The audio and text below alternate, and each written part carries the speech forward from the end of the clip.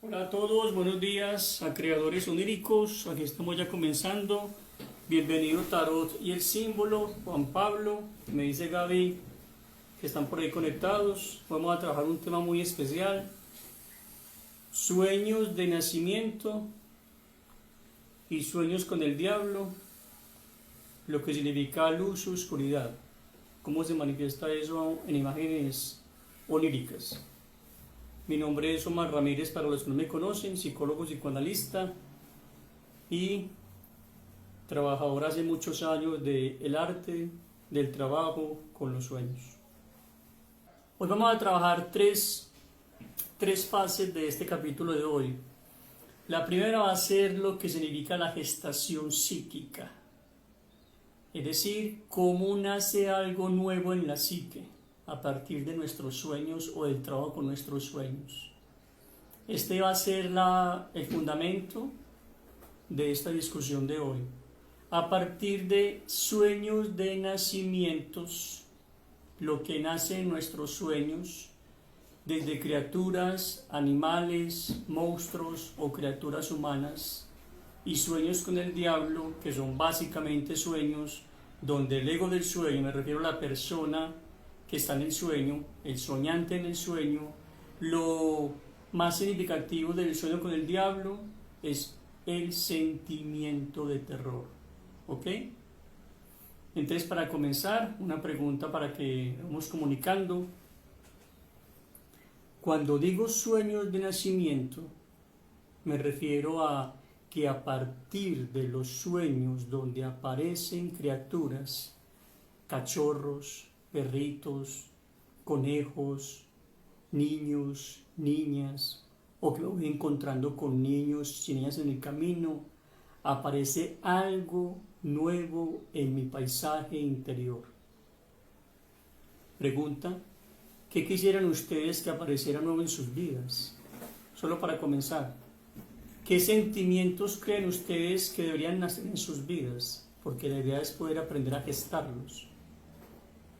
Quiero un poco más de alegría, quiero un poco más de persistencia y de constancia en mis proyectos, quiero un poco más de esperanza. Empezamos con esa pregunta y vamos conectándonos para desarrollar el trabajo de hoy. Como introducción, de nuevo presento a Creadores Oníricos, mi asistente Gabriela Moreno, mi nombre es Omar Ramírez y la idea básica de este proyecto Creadores Oníricos es enseñarle a las personas a trabajar con sus sueños. Me refiero a los sueños como experiencias que se están viviendo cada noche desde una película que está creando un director al que he denominado la mente creadora del sueño. ¿Ok? Y que estoy convencido con mi trabajo personal y con mis pacientes que esa mente creadora del sueño es inteligente, es intuitiva, es sabia y puede ofrecernos cada noche guía sobre lo que nos está pasando, sobre lo que nos ha pasado y sobre lo que nos va a pasar. Y fortaleza y energía psíquica. Se recibe cada noche, a medida que trabajamos con los sueños, una fortaleza, una energía, una conexión con algo mucho más grande que nuestro pequeño y arrogante yo. ¿Ok? Ok, continúo. Como decía, la base fundamental de Creadores Oníricos es comprender que en los sueños de cada noche lo que realmente nos está hablando es una mente creadora que no es el yo. No es esa percepción de nosotros mismos racional, no es una mente creadora mucho más grande, mucho más expansiva y mucho más profunda, que a partir de imágenes comienza a expresarnos las emociones, las situaciones emocionales o el trayecto emocional a lo largo de nuestra vida. Empezamos con sueños de nacimientos. Es muy particular cuando comenzamos a trabajar psíquicamente con nuestros sueños que se vayan generando cosas. Los sueños de nacimiento revelan que hay procesos psíquicos que se están gestando en la mente de la persona y por eso se manifiestan con figuras, como dije antes, De repente encuentras un niño, una niña, o simplemente comienzas a tener sueños donde nacen cachorros. Encuentras un perro cachorro en la calle, donde una gata tiene gatitos o un perro tiene gatitos. Todas estas expresiones o imágenes están desarrollando el símbolo de nacer. Nacer, crecer, pero sobre todo lo que surge, lo que emerge. La pregunta es, ¿de dónde emerge aquellas emociones representadas por esos gaticos, por esos niños, por esas niñas? Ay, que me encontré un niño en la calle y lo recogí, es muy particular ese sueño. Ay, que de repente llegó un niño a la calle y no supe de dónde vino, muy particular también ese sueño. Pregunta, ¿de dónde surgen aquellas imágenes que representan nacimiento? ¿De dónde surgen? Surgen de un trabajo que se está haciendo a nivel interior. Explico. Cuando tú trabajas con un sentimiento como la rabia, cuando vas comprendiendo esa rabia, cuál es su historia, cuáles son los afectos que la acompañan como la vergüenza o la culpa, cuando te das cuenta cómo pones la rabia en ciertas dinámicas con el jefe, con el hermano, con el padre, con la madre, cuando vamos observando un sentimiento, cuando ponemos la conciencia testigo a observar un sentimiento, eso va generando una modificación del sentimiento.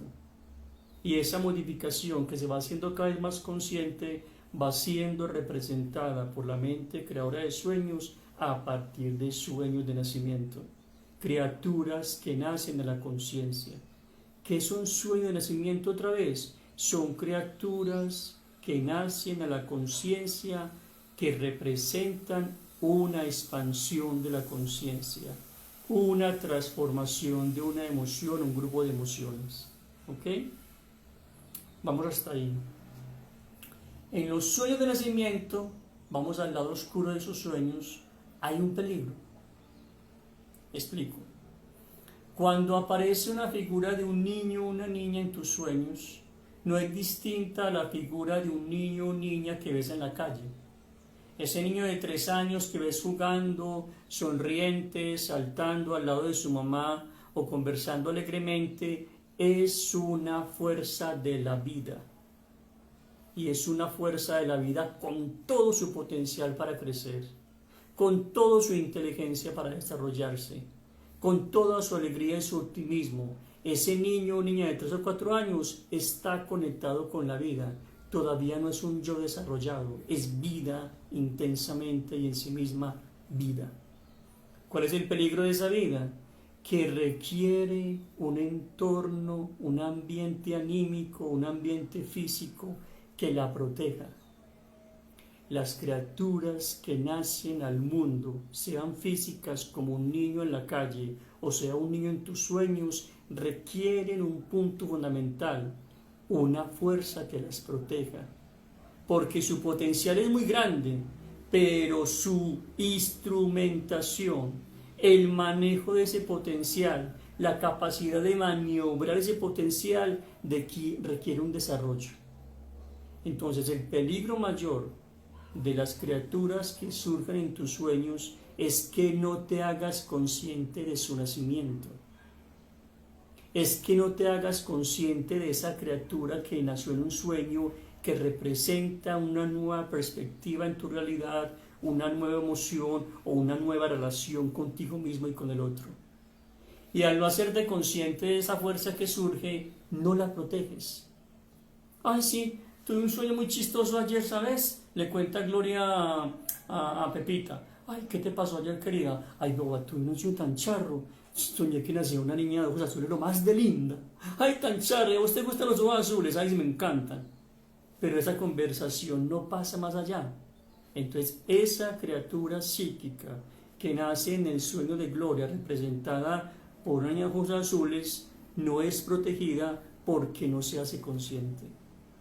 Bien, el peligro que surge cuando algo emerge a la vida psíquica consciente se representa en un mito. Vamos a conectar ahora con mitos y cuentos de hadas. se representa en el mito más clásico de Cronos, que devora a sus hijos. No sé si lo recuerdan, un breve repaso del mito. Es Cronos que cada que un hijo de él, no recuerdo el nombre de la diosa, pero cada que la diosa esposa de Cronos tenía un bebé, inmediatamente Cronos le exigía que le pasara al bebé, y Cronos, que en la mitología romana es Saturno, se lo comía vivo, se lo tragaba. ¿Han visto la pintura de Goya? Está en el arte clásico, donde Saturno, un monstruo grande, coge sus criaturas y las despedaza. Ese mito es la representación simbólica de la fuerza del depredador psíquico que actúa inmediatamente cuando otra fuerza surge. ¿Por qué Cronos devoraba a sus hijos? Porque temía, según un pronóstico que se le dijo que uno de sus hijos lo destronaría. En efecto, ese era Zeus. Entonces Cronos, para evitar esa profecía, empezó a devorar a todos los hijos que nacían de su esposa. ¿Pero qué pasó? Sucedió que su esposa sabía que si eso continuaba, no iba a tener hijos, no iba a tener descendencia.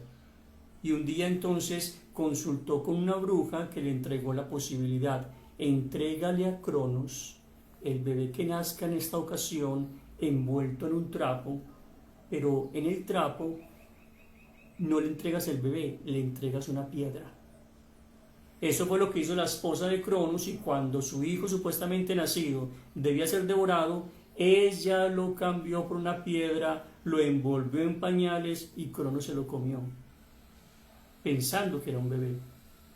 Y lo que hizo su esposa fue llevarse el bebé, que era Zeus, a una cueva donde lo educó, donde maduró, donde creció, y luego en efecto destronó a Cronos en compañía de los titanes.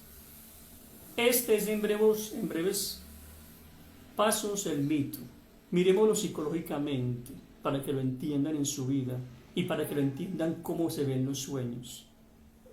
Cuando comenzamos a hacer un trabajo de gestación psíquica, cuando comenzamos, por ejemplo, a comprender por qué le tengo miedo a la madre, o porque todo el tiempo me encuentro con personajes que me castigan en el amor, ese proceso de tomar conciencia de ese fenómeno psíquico, de esa realidad, se convierte en la gestación de un niño, se convierte en la gestación de un sentimiento nuevo, de una emoción nueva, de una perspectiva nueva de mi realidad. A medida que vamos aprendiendo a mirar esa emoción, ese miedo al padre, por ejemplo, eso va generando en nuestros sueños nuevas emociones, nuevas situaciones, hasta que en cualquier momento, cuando aparece la conciencia que dice: pucha, es que mi padre me decía que yo era un bobo, y ahora reconozco que todo el tiempo yo le creía a mi padre. Y ahora reconozco que todo el tiempo yo sentía, cada que mi padre me decía un bobo, yo sentía un odio profundo a ese padre, pero luego me avergonzaba, pero luego me sentía culpable, y estas emociones fueron atrapando a ese paciente. Cuando el paciente comienza a escucharse a nivel corporal, a nivel espiritual, y ve esas emociones, se va produciendo la gestación de una nueva realidad en su psique. Pero ¿qué pasa? Que muy posiblemente va a llegar su Cronos, y es que en ese proceso de gestación, en ese proceso donde desarrolla una nueva relación consigo mismo y con el Padre interior y externo, van a aparecer pensamientos que le dicen: ¿tú para qué estás leyendo psicología? Usted nunca va a ser un hombre, usted es incapaz, usted es insuficiente. Y esta fuerza Cronos va a aprovechar, como un complejo aprovecha cualquier situación para descalificar al hombre que está reconociendo su fuerza, al hombre o a la mujer que está reconociendo su derecho y su poder. Esto es psíquicamente lo que representa el mito de Cronos. Es como ese dios oscuro temiendo ser destronado, como un complejo psicológico, aprovecha cualquier estado de gestación para devorar todo lo que nace en la psique de la persona a partir de la descalificación, el apabullamiento, el maltrato y el abuso. Estoy seguro de que los que me escuchan ahora o más tarde, cuando escuchen esto grabado, se van a dar cuenta que en ellos existe un Cronos que constantemente descalifica todo intento de nacimiento, todo intento de crecimiento, todo intento de que algo nuevo surja en sus vidas. En los sueños de nacimiento, entonces, un punto importante: reconoce que están haciendo algo nuevo en tus sueños. Hasta una casa que de repente en tus sueños aparece hermosa, con grandes ventanales. Hasta un árbol que en tus sueños aparece hermoso, verde, robusto, lleno de pájaros. O incluso vas a verte con imágenes donde tienes la ropa puesta muy hermosa o te ves vestido muy elegante. Esos son expresiones simbólicas de algo que nace. Primer punto, darse cuenta. Segundo punto, proteja lo que está surgiendo.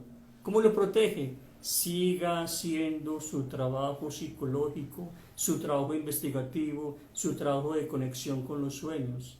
Siga conversando con las emociones que viene trabajando y desarrollando. ¿Ok? Sueños de nacimiento. Ahora, ¿cómo se registran los sueños de nacimiento en los cuentos de hadas? Hay un sueño muy particular y es el cuento de... Hay un cuento muy particular. Es el cuento de Hans, el erizo, de los hermanos Grimm. ¿Qué pasa con los sueños de nacimiento? Segunda característica. Es muy posible que lo que nace en tus sueños sea una criatura repulsiva, que tú en tus sueños ves como esa mujer está pariendo una criatura y esa criatura es horripilante, es monstruosa. Es decir, ha nacido algo que en primera instancia el yo del sueño o el ego soñante repudia. Esto se presenta muy bien en el cuento de hadas de Hans el erizo, donde una pareja de campesinos desean tener un hijo, pero no lo consiguen. Entonces el hombre, después de un año, se cansa de los intentos y la mujer sigue diciendo: quiero tener un hijo, quiero tener un bebé, no importa cómo sea, no importa cómo parezca, no importa, quiero tener un bebé. Y una madrugada, en la cama, se despierta y dice: quiero tener un bebé, con toda la convicción, no importa cómo sea, no importa cómo aparezca, quiero un bebé. A la mañana siguiente está embarazada. ¿Qué representa esto? Ese deseo de tener un bebé se cumple, pero cuando han pasado 9 meses, el bebé que nace de entre sus piernas es un bebé que el padre toma en el instante en que está pariendo, lo coloca en sus brazos y cuando lo toca tras la espalda se da cuenta que está lleno de púas. Ese bebé está lleno de púas. ¡Dios mío! ¡Esto es un demonio!, dice el campesino, y lo suelta. Desde ese instante el campesino, el esposo de esta mujer, rechaza a su bebé porque lo considera un monstruo. Este es un retacito del cuento de hadas Hans el erizo. Te lo invito a que lo veas en YouTube, Hans el erizo, para que te des cuenta que es muy hermoso. ¿Cómo se interpreta esto psicológicamente? En sueños de nacimiento puede ocurrir que lo que nace en tus sueños sea repudiable. Quiere decir que esta criatura psíquica que nace lleva un reto inherente, y es que tú abraces aquello que te asusta, y es que tú protejas a esa criatura aunque sea un monstruo extraño, aunque nazca con 3 ojos, aunque parezca lleno de púas como en el cuento de hadas. Quiere decir que esa criatura que nace como un monstruo está en un proceso de adquirir conciencia humana y que necesita tu apoyo consciente, necesita tu trabajo, tu acogimiento, tu abrazo, tu afecto. Así que es muy posible que en los sueños de nacimiento también nazcan cosas horripilantes, pero clave, acéptalas, acógelas y comienza a darte cuenta que por muy feo que sea la criatura que haya nacido, viene con la intención de traer conciencia, de traer algo nuevo a tu vida. Pasemos ahora en este paralelo psicológico que estamos haciendo entre sueños de nacimiento y sueños con el diablo, a hablar de sueños con el diablo. Que a partir del tarot, el grupo del tarot y el símbolo del diablo es una carta muy interesante en el tarot. Inicialmente crea la impresión negativa de que es una carta destructiva, no. Qué miedo, qué terror, no. No es exactamente una carta destructiva. Es una carta que representa la sombra. Es una carta que representa el opositor. Y en los sueños trabaja igualmente. Dos sueños en los que mis pacientes me han presentado imágenes del diablo, un poco cortos para respetar también su vida privada. Son sueños, por ejemplo, en donde el paciente me dice: estoy con mi novia en la habitación, estamos acostados y de repente la puerta se abre y cuando se abre la puerta en todo el umbral aparece Satanás, inmensamente terrorífico. Quiero luchar, quiero pelear, quiero levantarme a proteger porque ese diablo amenaza a mi novia, pero estoy paralizado. Estoy como pegado a las sábanas, estoy completamente paralizado. Sueño con el diablo. Otra paciente dice: estoy con mi novio también, estoy con mi familia, estamos acostados, otra vez está dormida. La paciente otra vez un paciente en la cama, eso es simbólico. Y siento que detrás de mí, junto a la pared, junto a la ventana, está el diablo que me observa, y me observa con insistencia. Otro escenario donde aparece el diablo. Vamos a amplificar un poco esa imagen del diablo como imagen de la oscuridad, imagen del encantamiento oscuro. Esas casas que soñamos donde hay espíritus malignos. Esas casas donde decimos: no puedo entrar allá, o debo salir corriendo cuando comienza la noche porque todo se llena de espíritus malignos. Esas casas en los sueños embrujadas, esas casas hechizadas, también representan el concepto de sueños con el diablo, sueños con figuras ominosas, quiere decir oscuras, amargas, destructivas, de un poder muy maligno. ¿Ok? Bien. Psicológicamente hablando y psicoanalíticamente hablando, desde la perspectiva junguiana, que es mi campo de trabajo, los sueños con el diablo que se presentan a un soñante le están hablando en primera instancia de una fuerza que en su primer momento se presenta como maligna, como amenazante y como destructiva, y que lo que despierta en el soñante es un terror, y es un terror infantil. Cuando me refiero a un terror infantil, es que es un terror que envuelve como si yo fuera un niño y paraliza y congela y pone al individuo, sea este hombre o mujer, en una posición de completa impotencia, porque el encantamiento de la criatura demoníaca en el sueño posee tal fuerza, posee tal poder, que el individuo, el ego del sueño, que quiere decir tú en el sueño, no tienes la más mínima posibilidad de actuar.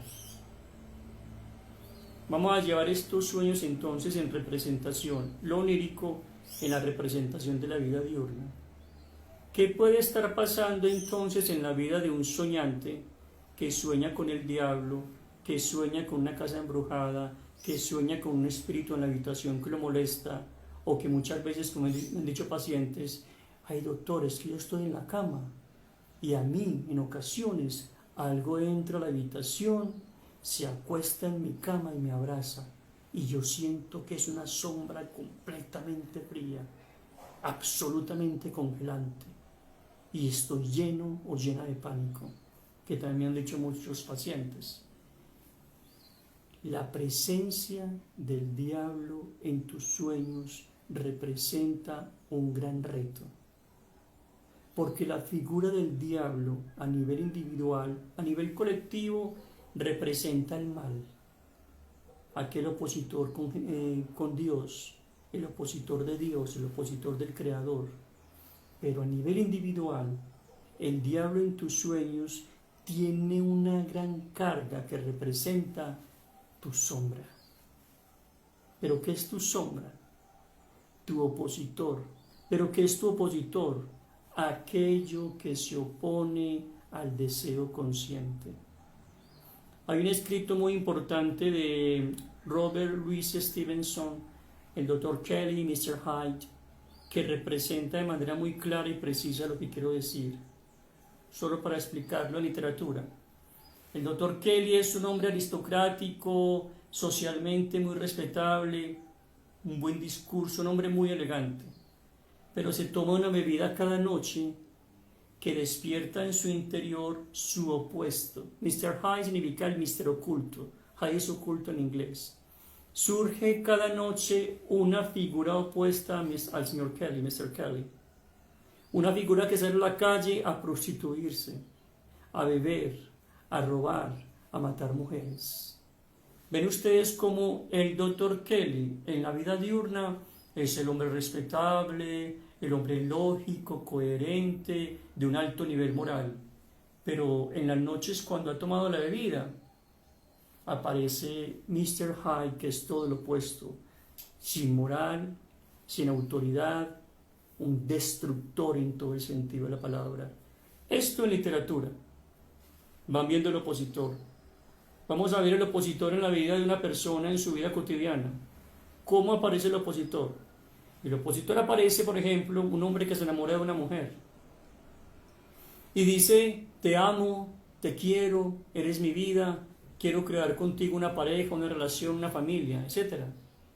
Eso es lo que la conciencia dice de este hombre, pero no se da cuenta que cada que está con ella está pensando en alguien más, o que a medida que va creciendo la relación van apareciendo dudas.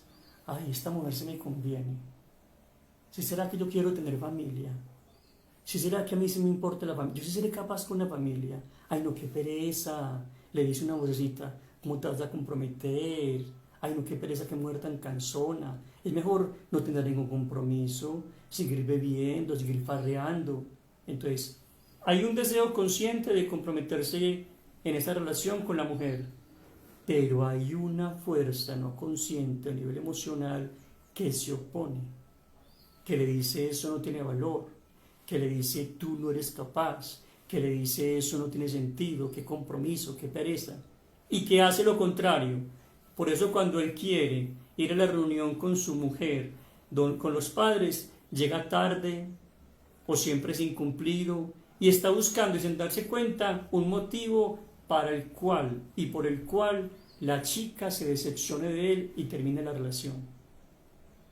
En su deseo consciente quiere una pareja y quiere trabajar por una pareja, pero en su inconsciente, su opositor, su diablo, su emoción oscura le está diciendo lo contrario: no estoy listo, no quiero, qué pereza, qué molestia, qué fastidio, y va deteriorando la relación, ya sea por la indiferencia, ya sea por la negligencia o ya sea incluso por la violencia. Comienza a tratar mal a su compañera. El diablo, entonces, a nivel psicológico, en el individuo representa el concepto junguiano de la sombra, el opositor, el doble. En un cuento de literatura se puede ver esto. Me gusta mucho usar cuentos, un cuento corto de 1 minuto donde se ve el opositor, porque con este cuento vamos a pasar a una fase que se llama cómo hacemos pactos con nuestra oscuridad, no para despertar, sino para creer que la oscuridad nos va a entregar un poder que en el fondo nunca nos entrega. Eso se ve en cuentos de hadas, eso se ve en la literatura y eso se ve en la vida diaria de una persona. Ejemplo, el cuento del estudiante y el diablo representa de manera muy precisa estos pactos que en el fondo son engaños. El estudiante está en su habitación, una cama, un espejo de 1,5 metros, un escritorio. Estudia mucho, pero no tiene un peso. Va a terminar la carrera y no ha hecho un solo peso con su carrera, no tiene quien lo ame, no tiene amigos, y ese estudiante dice en la noche, yo quiero tener dinero, yo quiero ser famoso, estoy aburrido de tanta miseria, estoy aburrido de tanta soledad. Y en ese instante en que el estudiante nombra eso, aparece una voz que le dice, no hay problema, yo te puedo dar todo lo que tú quieres. ¿Cómo? El estudiante escucha la voz, prende el foco de la habitación y no ve a nadie. Pero la voz le sigue diciendo, ¿cuál es el problema? Pide lo que quieres y te lo daré. El estudiante continúa con el diálogo y le dice a la fuerza, ¿y qué me pides a cambio? Y la fuerza le dice, no, nada importante, solo que me des tu imagen. ¿Mi imagen? Sí. Mírate al espejo, le dice la voz. El estudiante se mira en el espejo y la voz le dice, dame esa imagen del espejo, esa que se refleja en el espejo. No la necesitas. Tú puedes vivir sin imagen alguna. Te daré dinero, te daré fama, te daré amor. Eso no es lo que deseas. Tu imagen no es necesaria. El estudiante lo piensa un minuto y como está en la miseria y como está en la pobreza y como en su pobreza ha perdido su claridad de conciencia, le entrega la imagen del espejo al diablo, porque será el diablo. Al principio todo va muy bien y al día siguiente le aparece una oferta de trabajo en la universidad en la que está. Y a los días consigue una mujer de la cual se enamora. Y tiene ya 5 años y es un estudiante ya profesor reconocido. Tiene su novia con la que se va a casar y está escribiendo libros. Eso sí, que nadie se dé cuenta que cuando este profesor pasa frente a un espejo no hay reflejo, no hay imagen. ¿Ok? Pero la historia termina siendo un poco más breve, en que un día su novia está con el papá, su suegro, y el suegro se enoja con este profesor, con su yerno, y lo cita a duelo en el bosque. Ay, mijo, ay, amor, te vas a dar un duelo con mi padre mañana, no le vayas a hacer nada. No, tranquila, mi amor, él se enojó, pero yo voy a ir y no voy a hacer nada, dice el profesor que ya es novio de esta mujer. Al día siguiente, a las 8 de la mañana en el bosque, el hombre, el profesor, toma el carruaje, se dirige hacia el bosque, pero cuando va hacia el bosque, en el carruaje, una llanta se rompe. El conductor le dice, tranquilo, mi señor, ya la arreglo.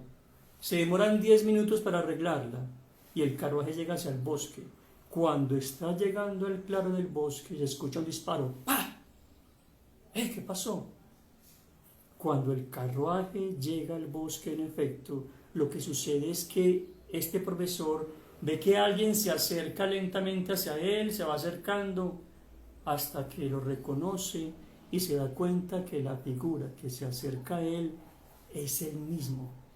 Es la imagen que le vendió al diablo. Y esa figura le dice, tranquilo, no te preocupes, ya está muerto. Es decir, a ese duelo con el padre de su novia, él no fue. Llegó tarde porque quería llegar tarde.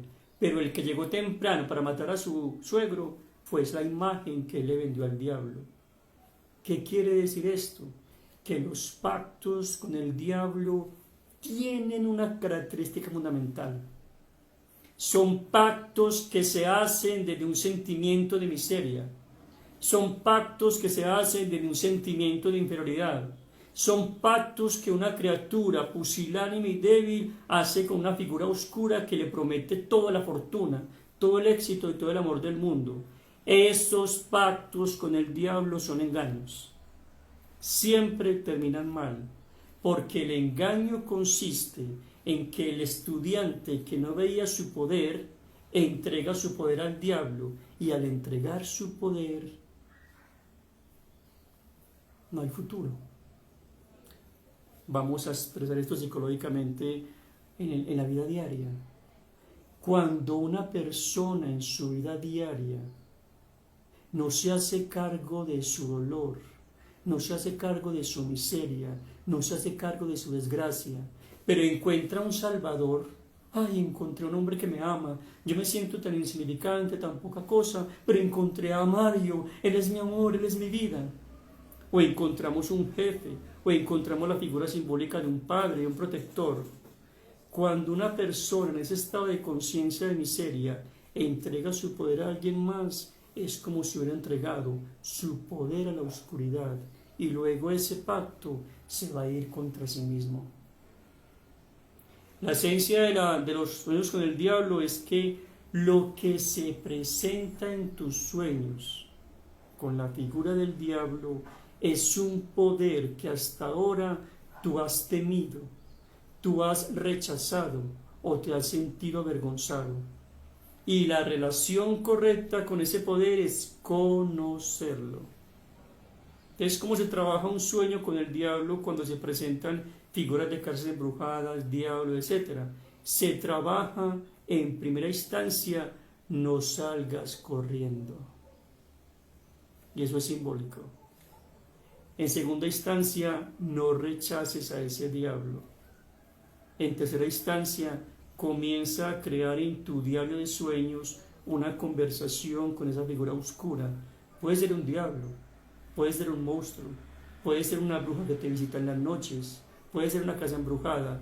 Todo esto simbólicamente representa un encuentro con tu propia oscuridad. Vamos a hacer la conclusión de este paralelo de la luz que representada por sueños de nacimiento se opone a la oscuridad representada por sueños con el diablo. Conclusión: la luz de tu conciencia nace del trabajo con tu oscuridad. Tu oscuridad son las emociones que se presentan como monstruos, como diablos, como brujas. Y el nacimiento psíquico surge de que tu conciencia se haga cargo de ese dolor, de esa emoción, de ese diablo, de esa bruja, y comience a comprenderla, comience a conocerla. De ahí nace lo que surge como un nacimiento en tus sueños. Eso lo he denominado el proceso de gestación psíquica. 3 pasos fundamentales como clave del proceso de gestación psíquica. El primero: la gestación psíquica es lo que en tu mente, lo que en tu paisaje emocional, lo que en tu alma, lo que en tu mundo interior, como lo quieras decir, va surgiendo como producto del trabajo con tu sombra, con tu oscuridad. Primer paso: acepta la emoción que tienes. Acepta la emoción que te avergüenza. Ay, es que a mí me da mucha pena decirlo, pero yo odio a mi mamá. Me despierta una rabia increíble esa vieja, me dice un paciente. Y yo le digo, bueno, entonces comencemos a comprender que lo primero que ese sentimiento necesita es aceptación. Ay, es que me avergüenza. Ay, es que me siento culpable. Yo odio a mi hija, me parece una criatura increíble. Yo me siento temeroso ante mi novia, me siento tan débil. Esa emoción oscura, primer paso, acéptala. Miedo, odio, rabia, decepción, frustración, fracaso. Acepta la emoción, primer paso. Segundo paso, personifícala. ¿Qué significa la personificación de una emoción? Significa, por ejemplo, que tomes esa rabia y digas, esa rabia parece un hombre o una mujer. Ah, es un pelado de 8 años. ¿Cómo tiene los ojos? ¿Cómo tiene el cabello? ¿Cómo se mueve? ¿Cómo se sienta? Ah, no, esa rabia es como una mujer de 30 años. Pues pucha. La escenifico, la personifico, le doy un cabello, un vestido, un modo de andar, un modo de hablar, porque al personificar una emoción comenzamos un trabajo con el inconsciente a partir de la imaginación activa. Repito, primer paso, acepta la emoción. Segundo paso, personifícala como un ejercicio de cristalización de la emoción para hacerla más consciente. Y tercer paso, comienza un diálogo con esa emoción. ¿Cómo comienzo a conversar con un personaje de mis sueños o una emoción que vivo en mis sueños? En mis sueños siempre estoy lleno de miedo, siempre estoy corriendo. Personifica el miedo como una criatura y hagamos preguntas como las siguientes. ¿Hace cuánto tiempo tengo miedo? Este miedo se remonta a qué historia de mi infancia. ¿Qué hago con el miedo? ¿Me defiendo como un león y grito? ¿O me meto como un avestruz en un hueco y como un ratoncito y todo el tiempo evito el conflicto? ¿Qué personajes a mi alrededor me despiertan este miedo? ¿Mi hermano? ¿Mi primo? ¿Mi madre? ¿Mi jefe? ¿Mi amigo de la universidad? ¿El profesor de matemática? Comienza a hacerle preguntas a ese miedo y escribe como un libreto teatral. Y eso van apareciendo respuestas que inicialmente crees que son tuyas y te vas a dar cuenta que vienen de otro lugar. Para concluir, los sueños de nacimiento generan esa esperanza de que algo nuevo está surgiendo en mi psique. Primer punto, acepta, reconoce esos sueños, reconoce esas escrituras y protégelas, porque necesitan la protección para poder desarrollarse y ser en el mundo. 2. Los sueños con el diablo representan la lucha con tu propia sombra, las casas embrujadas, los demonios. Cuando encuentres que en tus sueños aparecen este tipo de escenarios, comienza a preguntarte dónde está la oscuridad que es representada por esta figura del diablo. Acepta la emoción de vergüenza, frustración, decepción, personifícala a partir de un ejercicio de imaginación activa y comienza un diálogo activo con la fuerza. Hay mucho que decir. Este espacio es solamente un abrebocas a lo que estamos trabajando Gabriela y yo y en nuestro próximo curso del arte del trabajo con los sueños. Es un curso que vamos a hacer virtual y presencial. Bienvenido a todo el que esté interesado. De ese curso, entre muchos ejercicios, pasemos al espacio para terminar de la ventana de la imaginación. ¿Cómo conoces tu sombra? ¿Cómo conoces un poco más de ese diablo que se presenta en tus sueños? Ejercicio. Se llama 10 cosas que detestes de alguien que conoces. Vas a tomar una persona de tu vida cotidiana, tu compañero de la universidad, tu hermano, tu amigo, etc. Y vas a escribir en una lista 10 cosas que te molestan de esa persona. Esa persona llamada Kelly María. Ay, esa amiga mía es tan vanidosa. Se mantiene mostrando el cuerpo todo el tiempo y los senos para que todo el mundo la traiga. No me molesta esto, que es vanidosa, que es mostrona, que no permite hablar. Esas 10 cosas que te molestan intensamente de esa persona, sea la que sea, hazlas en una lista. Y luego hazte la siguiente pregunta.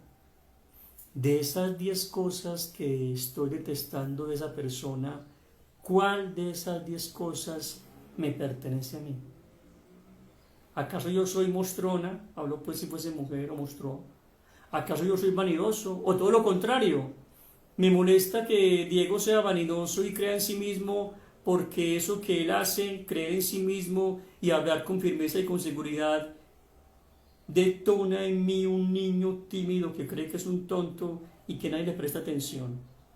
O sea que lo que me molesta de su seguridad, que aparenta ser vanidosa o vanidad, es que en el fondo he anhelado de tener esa capacidad, he anhelado de tener esa habilidad, pero algo dentro de mi infancia y mi educación me dijo que yo no tenía poder, que yo no lo merecía y que cada que hablaba molestaba a los demás. Repito, 10 cosas que detestes de una persona que conoces, para que luego hagas después de las 10 cosas una selección de aquello que puede tener contigo, una semejanza, ya sea porque es igual o ya sea porque algo en ti se opone a esa fuerza. El vanidoso que está en el otro habla de la persona en mí, intimidad y cobarde. O el arrogante del otro habla de un arrogante mío, pero no lo he descubierto. Vamos a terminar para decir en la próxima sección de live, que de repente se interrumpe un poco con Semana Santa, pero continuamos con el ritmo. Vamos a trabajar sueños de volar y sueños de caer, su representación simbólica extendida y su representación psicológica. cómo se entienden los sueños de volar en la vida diurna de una persona y los sueños de caer.